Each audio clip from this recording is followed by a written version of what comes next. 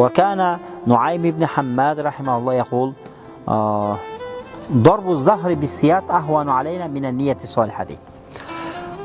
Дайыма таза ниет кылып жүрүүдөн караганда, таза ниет кылууга караганда, андан көрү тиги кылыч менен жоңго камчы жеген жеңилирээк дейт да.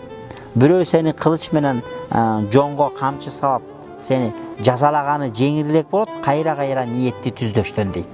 Ниетти түздөш ушунчалык оор деп атат да. Демек карачы, чоң оолиялар, аалымдар ниетти түздөөдө ушунчалык запка чеккен, кыйналган да. Булар ошентип ниетин оңдоп отуруп, жеңип отуруп, Алланын ыраазылыгына жеткен да.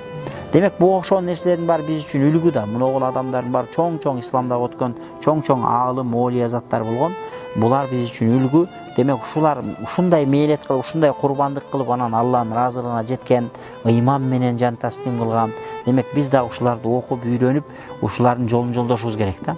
Анткени биз мусулмандар ушул пайгамбардан калган аалым оолиялардын жолун жолдоого милдеттүүбүз.